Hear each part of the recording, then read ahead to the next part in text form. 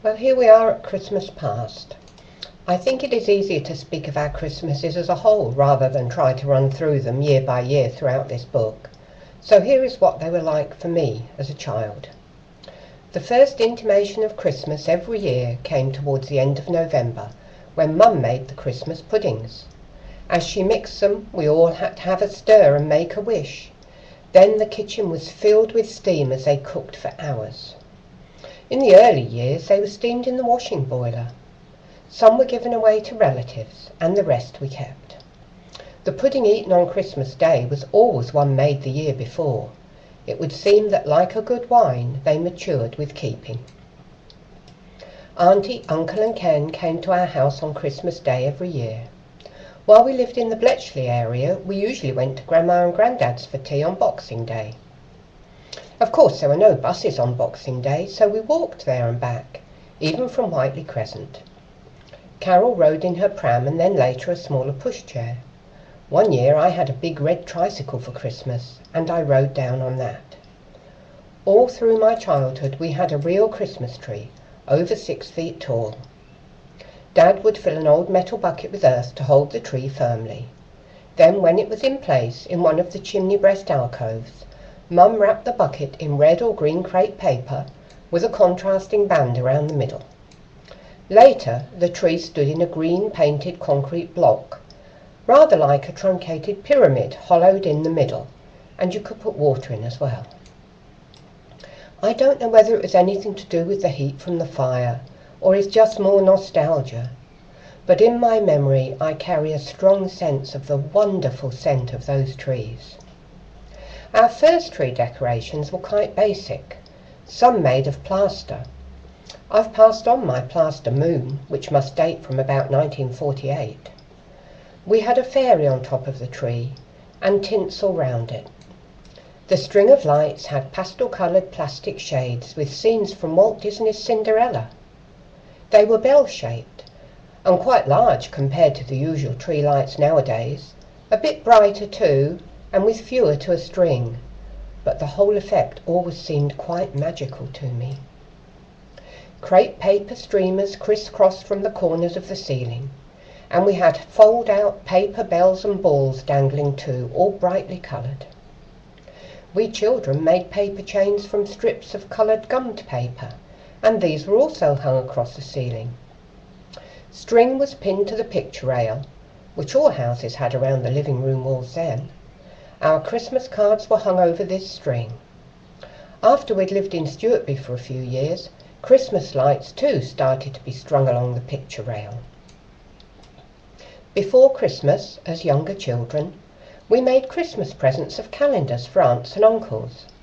We would stick a picture cut from a birthday card or out of a magazine onto a piece of stiff card. Then we would attach a little calendar, bought from the stationer's, to the bottom of this with ribbon or tape. Sometimes we would sprinkle and glue glitter on the pictures.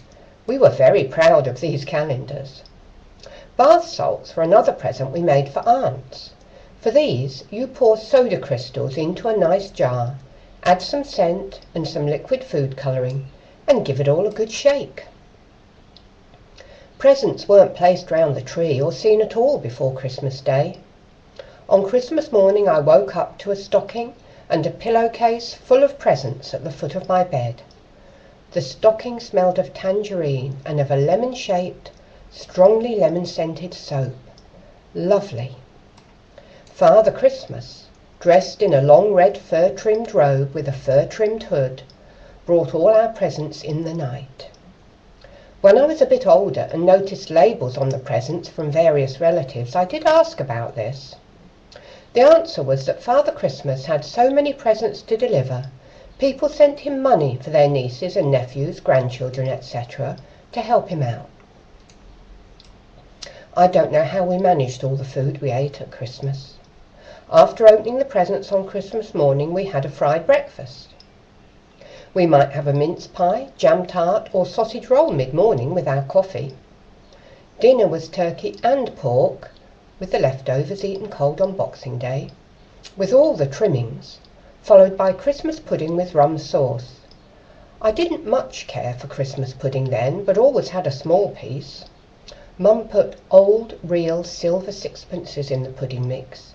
If you found one in your piece of pudding, Mum swapped it for a modern sixpence. Then for tea we would have ham sandwiches with sausage rolls, trifle, mince pies, jam tarts, and the rich Christmas cake. There would be snacks in the evening too. All the cakes, puddings and pastries were homemade by Mum, down to the mincemeat in the pies and the jam in the tarts. Auntie Nellie bought what must have been one of the first artificial Christmas trees to stand on a table in Cambridge Street. It didn't look anything like a real tree. I suppose it stood about 2 feet tall. The trunk was a green wooden pole. The branches stuck out rather sparsely, more or less at right angles. They kind of looked like dark green bottle brushes, each tipped with a red wooden berry. But Auntie was very proud of it. After we moved to Stuartby, Auntie, Uncle and Ken came to us each year, usually on Christmas Eve, and stayed over until Boxing Day, as Uncle was the one with a car. And don't forget, there was no public transport over Christmas. I remember that Uncle always brought a great big box of black magic chocolates with them. He brought cigars for him and Dad. The smell of the cigar smoke was another real Christmas aroma. Uncle also, of course, provided the meat for Christmas dinner. On Christmas Eve at Stuartby, we would all play cards, silly games like cheat. Oh, and how Uncle could! We would have sausage rolls, crisps and nuts later in the evening, and we children might even have a glass of very weak port and lemon to drink. There were always tins of fancy biscuits, as well as boxes of chocolates, of tangerines and bowls of nuts that needed shelling with the nutcrackers. Walnuts were easy to crack open. Hazelnuts and almonds more difficult, but hardest of all were the Brazil nuts. They were very good to eat though. We didn't have huge amounts of presents. A big one from Mum and Dad, and then a present from grandparents, and some from aunts and uncles, plus our stockings, but it seemed a lot to us. None of the presents was really expensive, with money less than plentiful, but that did not matter. They were such fun to open, and the only real disappointments were when someone would send me a set of handkerchiefs. They may have been embroidered, they may have been very pretty, but they're not really what a child is after at Christmas. Still, that was minor. I really looked forward to Christmases, and I remember them with great pleasure. So now it's time to leave Christmas, and when I come back, I'll move on again to our more ordinary life.